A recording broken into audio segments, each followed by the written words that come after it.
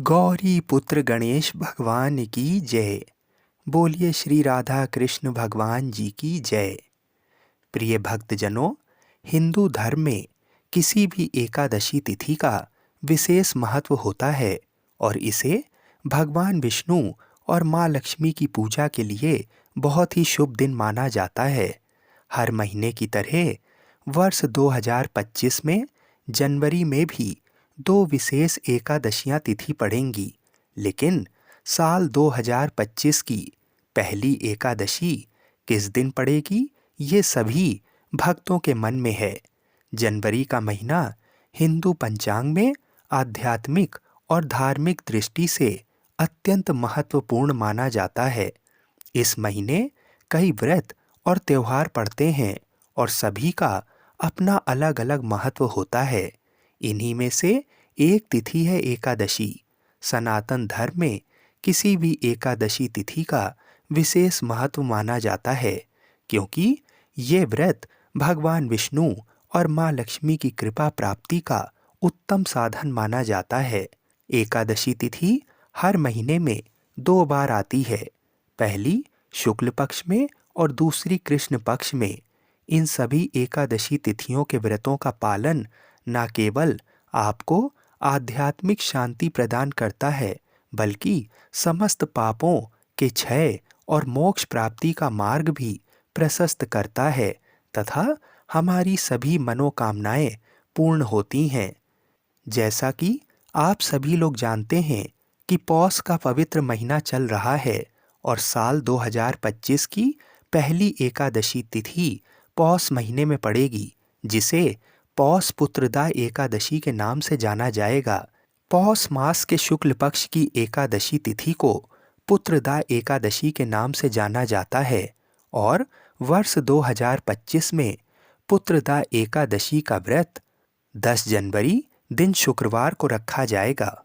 आइए अब पहले काशी के पंचांग के अनुसार जान लेते हैं कि एकादशी तिथि कब से कब तक है तथा एकादशी के अगले दिन व्रत कितने बजे खोला जाएगा।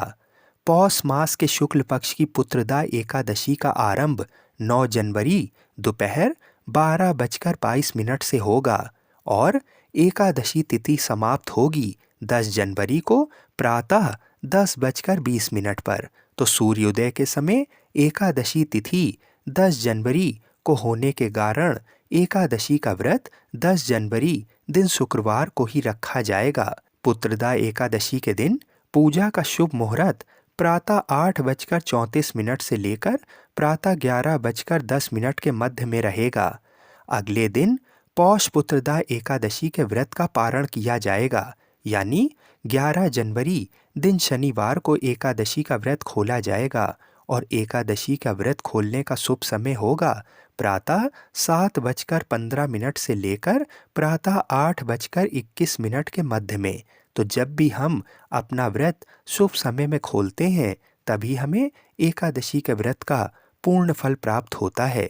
पौष पुत्रदा एकादशी हिंदू धर्म में अत्यंत पवित्र और महत्वपूर्ण तिथि मानी जाती है। ये व्रत पौष मास के शुक्ल पक्ष की एकादशी को रखा जाता है। विशेष रूप से ये एकादशी उन दंपतियों के लिए बहुत महत्वपूर्ण मानी जाती है जो संतान प्राप्ति की इच्छा रखते हैं। धार्मिक मान्यताओं के अनुसार इस दिन भगवान विष्णु और माँ लक्ष्मी की पूजा करने तथा व्रत रखने से संतान सुख का आशीर्वाद मिलता है। इस व्रत को रखने से संतान की सेहत भी अच्छी बनी रहती है।